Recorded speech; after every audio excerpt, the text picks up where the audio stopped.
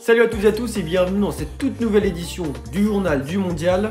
Commençons sans plus attendre avec le premier match de cette journée qui a opposé l'Angleterre et l'Iran. Les Anglais se sont imposés 6-2. A noter que c'était le match le plus long de la Coupe du Monde depuis 1966. Il y a eu 117 minutes de jeu, soit 27 minutes de temps additionnel. 14 minutes de temps additionnel en première mi-temps, 10 minutes de temps additionnel en seconde période, plus 3 minutes en plus avec le pénalty inscrit par les Iraniens. Ça peut déjà s'expliquer par la collision entre le gardien iranien et un de ses propres défenseurs. Le gardien iranien touché au nez est resté au moins 10 minutes par terre sur le terrain, et donc ce qui peut expliquer déjà ces premières minutes de temps additionnel en première mi-temps. Avec près de 80% de possession de balle, les Anglais ont dominé leur adversaire. Les buteurs sont les suivants: Jude Bellingham, Bukayo Saka à 2 reprises, Raheem Sterling, Marcus Rashford et Jack Grealish. Et donc vous l'avez compris, parmi tous ces buteurs, la jeunesse était au pouvoir cet après-midi et l'Iran a réduit le score avec 2 buts inscrits par Mehdi Taremi, l'habituel buteur de cette sélection. A noter la très grosse performance du jeune de 19 ans Jude Bellingham, qui devient le deuxième joueur anglais le plus jeune à inscrire un but en Coupe du Monde. Il a notamment réussi 92 passes sur 96 tentés. Logiquement, l'Angleterre prend la tête de ce groupe B avec une très grosse différence de but. Penchons-nous désormais sur la première grosse affiche de ce mondial, Sénégal-Pays-Bas. Les Pays-Bas se sont imposés 2-0 dans les derniers instants avec un but de Cody Gakpo et un but de Davy Klaassen. L'attaquant Cody Gakpo s'est révélé aux yeux du monde, a fait une très grosse performance, et on note qu'en ce début de saison avec le PSV Eindhoven, il a inscrit 9 buts et 12 passes décisives en 14 matchs, et donc ce match contre le Sénégal et ce but, c'est pour lui une mise en avant très importante. On peut notamment parler de De Jong, qui a été le maestro de ce match, qui a été précieux dans la récupération, qui a touché 80 ballons dans ce match, soit le plus haut total des Néerlandais, et qui a effectué une passe décisive sur le but de Gakpo.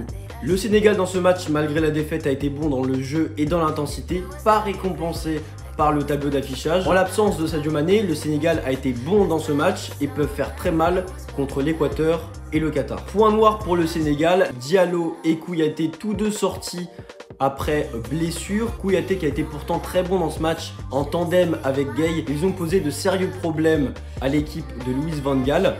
Et d'un autre côté, on a Edouard Mendy, le gardien du Sénégal, qui a été fautif sur les 2 buts inscrits par les Pays-Bas. Sur le premier but, il rate sa sortie devant Gakpo, et sur le second but, il repousse le ballon dans les pieds de Davy Klaassen. Enfin, pour le dernier match de cette journée, les États-Unis et le Pays de Galles, qui s'est soldé sur un match nul, malgré la forte domination des Américains en première période, 70% de possession. Les Américains avaient inscrit le premier but de cette partie avec Timothy Weah à la suite d'un très bon appel et d'un très bon finish.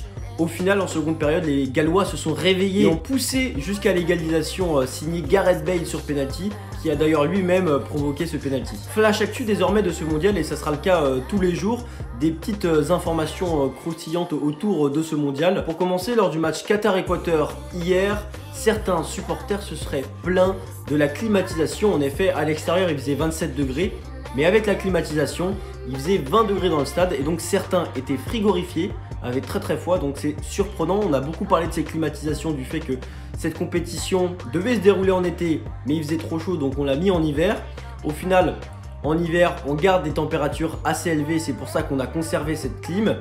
Et on voit que cette clim, elle est utilisée à des moments qui ne sont pas nécessaires. Et comme je vous l'ai dit hier, la FIFA voulait sanctionner les capitaines qui étaient désireux de porter le brassard LGBT One Love. Aucune des sélections européennes qui voulaient faire ce geste ne le fera pour éviter les sanctions.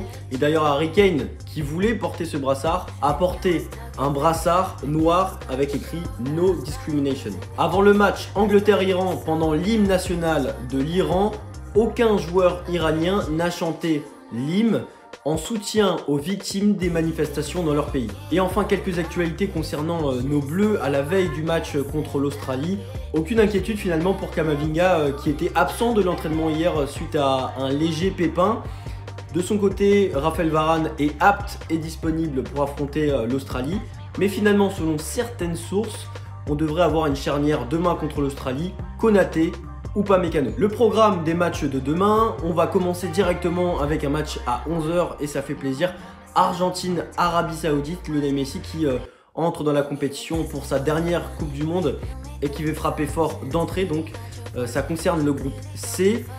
Pour le groupe D qui concerne la France, nous aurons Danemark-Tunisie à 14 h, puis à 17 h, Mexique-Pologne pour le groupe C. Et puis enfin, le tant attendu match de l'équipe de France, France-Australie à 20 h qui concerne le groupe D. Et dans ces matchs de demain, il faudra aussi être attentif à ceux du groupe C, Argentine, Arabie Saoudite et Mexique-Pologne, parce que c'est potentiellement les prochains adversaires de l'équipe de France si les Bleus se qualifient en huitième de finale. Merci de m'avoir suivi dans cette deuxième édition du Journal du Mondial et on se donne rendez-vous pour une prochaine édition demain. Ciao ciao.